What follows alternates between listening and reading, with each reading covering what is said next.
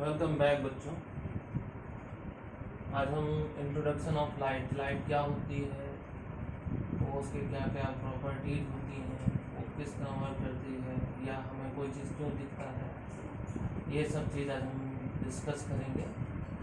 और next topic हम लोग रिफ्लेक्शन डिस्कस करेंगे। यहाँ पे सिर्फ हम लोग लाइट और लाइट के नेचर कैसा है और कौन कौन सी प्रॉपर्टीज शो करता है। जैसे मतलब लाइट क्या होता है? Light is a form of energy that help us to see the things around अस।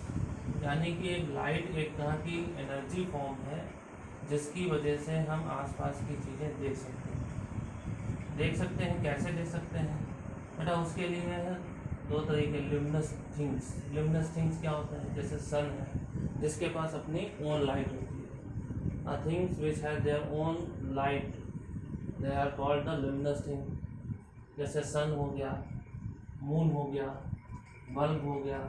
इनसे जो लाइट निकलती है वो किसी सरफेस पे पड़ती है और वो सरफेस पे हमें वो सरफेस दिखने लगता है, तो वो फिनोमिना रिफ्लेक्शन कहलाता है। जब कोई लाइट, सपोज बेटा ये बोर्ड दिख रहा है, बल्ब की लाइट इस पर पड़ रही है, रिफ्लेक्ट बैक होके तुम्हारी आंखों में आ रही है।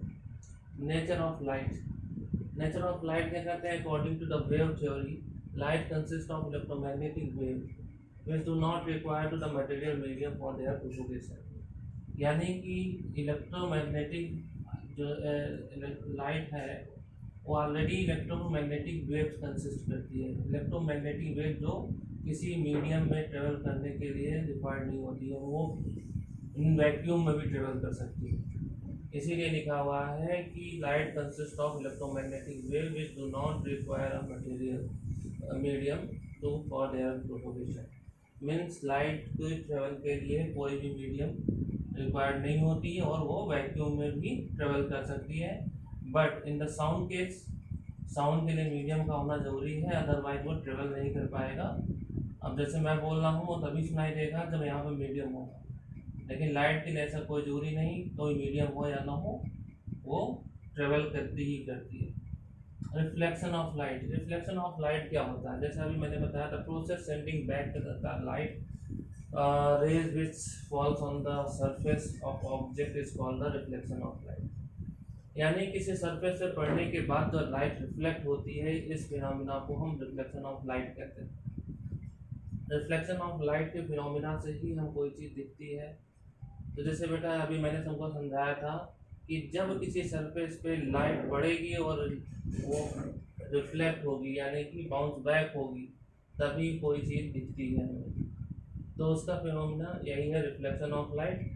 Note the most important thing बेटा, silver metal is the one of the best reflector of light. यानी कि जो रिफ्लेक्शन होता है, रिफ्लेक्शन बेटा किसी सरफेस से होता है। अब जैसे बेटा जैसे हम देखा होगा कि साइनी सरफेस से भी हमें दिखता है और शीशे में भी दिखता है। तो दोनों में डिफरेंस क्या रहा? दोनों में डिफरेंस ये रहा बेटा, जैसे कि इसे साइनी सरफेस देखते हैं तो हमें हल्का फुल्का अपनी इमेज दिखती है, लेकिन उस केस में क्या होता है, साइनी सरफेस में वो एक लेयर होती है जो ऊपर की लेयर को साइन करता है, लाइट उस पर पड़ती है, देन रिफ्लेक्ट बैक होती है, इसलिए हमें एग्जैक्टली नहीं दिखाई देता। लेकिन हमें शीशे में एग्जैक्टली दिखाई देता है। क्यों दिखाई देता है? क्योंकि बेटा मैंने कहा silver is one of the best reflector of light. जब शीशे की कोटिंग होती है, तो जो शीशा होता है उसके लास्ट सरफेस में सिल्वर की कोटिंग होती है, उसके बाद रेड ऑक्साइड लगाया जाता है। जब वहाँ पे रिफ्लेक्शन होता है, लाइट ट्रेवल करती है और उसके इंटरनल सरफेस से रिफ्लेक्ट होती है। याद रखना, साइनी सरफेस से ऊपर से रिफ्लेक्ट होती है क्योंकि वहाँ कोई ज़्यादा थिक मीडियम नहीं होता, इसलिए हमें इमेज क्लियर नहीं दिखती। But in the case of mirror, वो सरफेस मिरर के लास्ट एंड पे पड़ती है, यानी कि सिल्वर कोटिंग सरफेस पे, वहाँ से रिफ्लेक्ट होती है और रिफ्लेक्ट होने के बाद जब वो वापस आती है तो हमें इमेज एग्जैक्टली दिखता है। ये है हमारा case of reflection of light, image formation.